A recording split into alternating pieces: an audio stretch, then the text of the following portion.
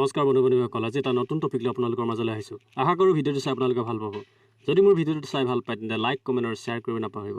লগতে ভিডিঅ'টো ছাবস্ক্ৰাইব কৰি দিব যাতে এনে ধৰণৰ ভিডিঅ' আগলৈ আপোনালোকে পাই থাকে। তো আহক ভিডিঅ'টো আমি আৰম্ভ কৰোঁ।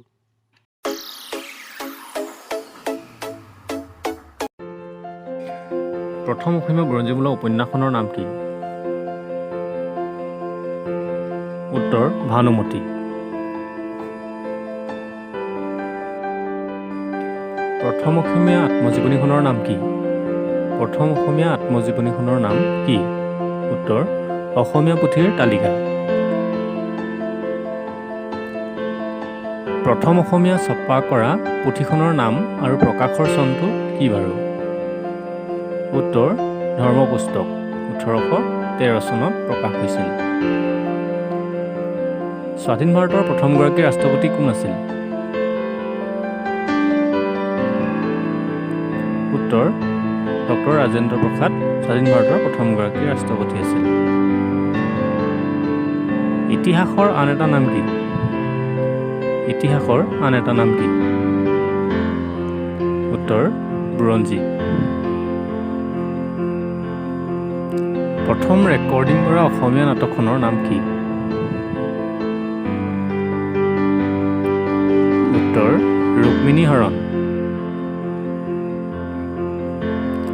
প্ৰথম অসমীয়া অনুদিত গ্ৰন্থখনৰ নাম কি?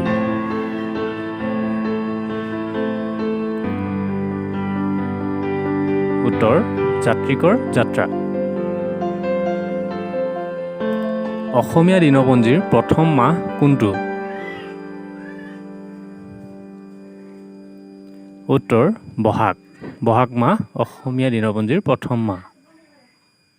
জ্ঞানপীঠ বঁটা লাভ কৰা প্ৰথম অসমীয়া সাহিত্যিকজনৰ নাম কি আছিল?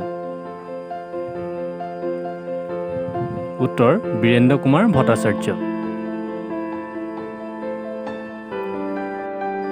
প্ৰথম অসমীয়া ব্যাকৰণখনৰ নাম কি? উত্তৰ অসমীয়া ভাষাৰ ব্যাকৰণ।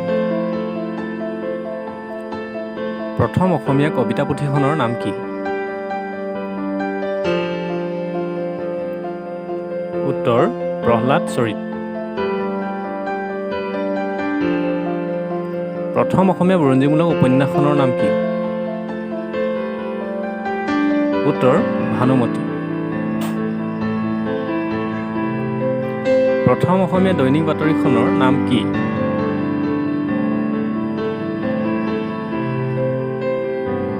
উত্তৰ দৈনিক বাতৰি। অসমীয়া ভাষাই কিমান চনত ৰাষ্ট্ৰীয় স্বীকৃতি লাভ কৰিছিল?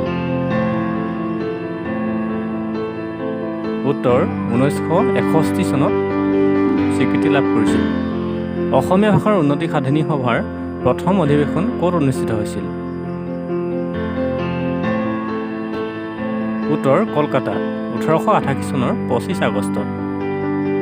অনাতাঁৰ যোগে সম্প্ৰচাৰ হোৱা অসমীয়া ভাষাৰ প্ৰথম নাটকখনৰ নাম কি? উত্তৰ বিন বৰাগী।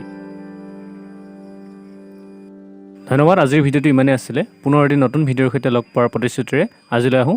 ধন্যবাদ। জয় অসম।